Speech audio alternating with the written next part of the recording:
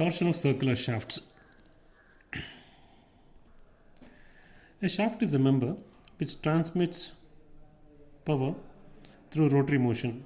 You can see a truck with a propeller shaft here, which actually transmits the power from the engine to the gearbox and finally through this propeller shaft.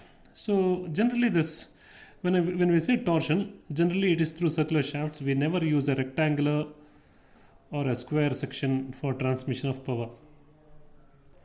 Now let us see the basic equation for relating the various terms involved in the torsion of a shaft. Let us assume that a shaft is being applied with a torsion or a twist T.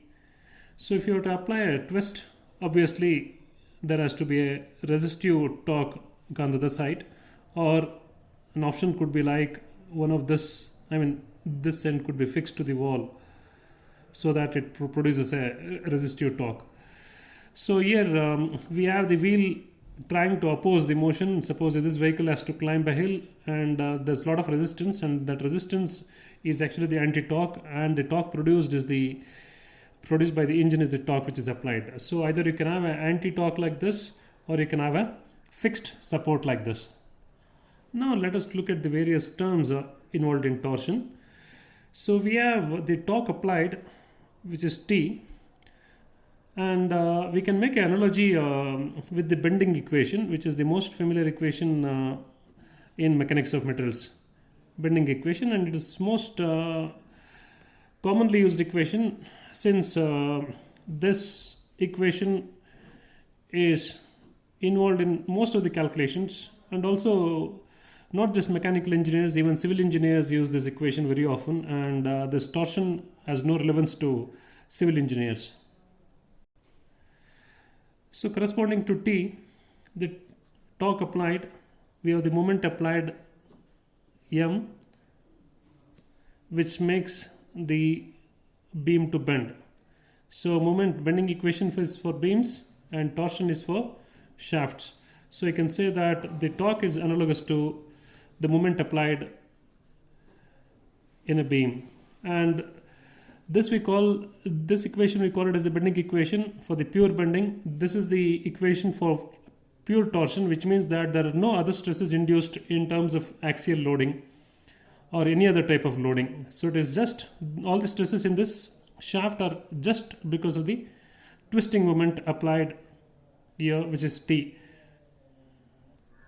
Then we have the next term, which is Jp, which is the polar moment of inertia, which is analogous to I, which is the moment of inertia in beams. Moment of inertia is the cross-sectional area, and the cross-sections are generally like rectangle, or it could be an I section, or it could be a C section like this, and these have different formulas like rectangular section, the moment of inertia is BdQ by 12. The larger the section, more the resistance to bending. So I represents the resistance to bending. Similarly, Jp represents the resistance to twisting. More the Jp, then less the twisting. So here we have sigma B, which is the bending stress. Here, because of this, the torque applied, let me call this point as B, let me call this point as A. Because of the torque applied, B moves to B dash. So B without torque is here, with torque B moves to this, and more the torque B may move like this. So B moves to B dash with the torque applied T, and you see this. And if you now imagine a line joining A and B, and that line after the application of the torque would be AB, and from the top, if you see, you will see that this angle is nothing but the shear strain gamma, because in a bar which is seen from the top view like this AB has got distorted and B has moved from B to B dash, and what we see is the change in the perpendicular of the line, which was earlier perpendicular, which is nothing but the shear stress. And we have seen this similar type of explanations earlier, where we have an element which is now fixed like this and applied with the shear force, and the bar, this element bends like this, and this change in angle is called as gamma. So we can say that the shear stress is applied here, not the bending stress. So instead of shear stress, I call it as shear. And here we say it is bending stress with respect to the fiber which is at a distance y from the neutral axis. And you see that the farthest fiber has the highest stress, and if you try to draw the bending, the profile of the variation of the bending stress varies like this, and the highest bending stress is in the farthest fiber from the neutral axis. And similarly here, the highest shear stress is at the farthest fiber from the center. So you can say that the farthest fiber in a circular bar is the outermost fiber, which is at the radius r, which is at the which is along the circumference. So with respect to this, we have r here, which is, so this is with respect to this shear stress at any element which is at a distance r from the center, and here the maximum shear stress will be at the circumference here, which is at the distance capital R. Then we have G, which is the rigidity modulus, multiplied with theta, which is the angle of twist, theta, and divided by L. So here L is the distance, L is the actually effective length of the shaft which is under torsion, L. So G is the rigidity modulus. Rigidity modulus G is nothing but shear stress by shear strain. So we have earlier we had actually told you an easier way of trying to memorize this bending equation, m by I is equal to sigma b by y is equal to E by R, as may I sing for you Ilayaraja, which we took this terms m by I, and sigma, sing is sigma, and y is the distance y from the neutral axis, Ilya. So here we use this E term here, in this we use R term here, so which becomes this equation. Very similar to that, to memorize this equation easily.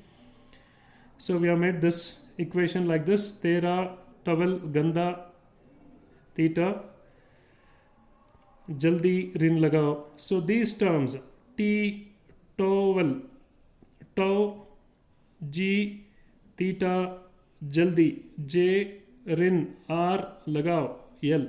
So these terms can be written like this. So I have not showed you what is theta here. If this angle is the strain angle and this angle is the theta angle, this angle theta is called as the angle of twist. So let me check with the units of each of these terms. T is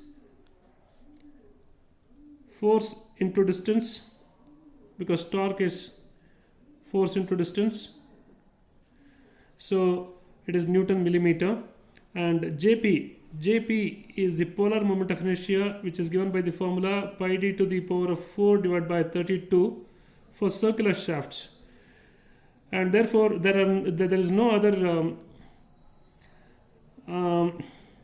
term required to be memorized here, because we only use circular shafts. So Jp unit is pi d to the power of 4 divided by 32, which means that it is mm to the power of 4, which is equal to tau. Tau, you know that the unit of G is nothing but Newton per mm square. Since tau is Newton per mm square and shear strain has no unit, and therefore G is Newton per mm square. So similarly here tau is Newton per mm square, and here R is nothing but the radius at which you want the shear stress. So the radius is a distance which is in mm.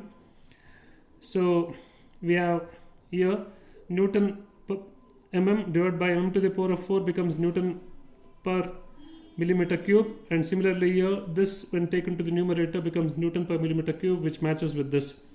And then again here G, which is Newton per mm square, multiplied by theta, which is in radians, so no need to worry about it. So L divided by L, which is m. So we have all these units which are consistent along the equation.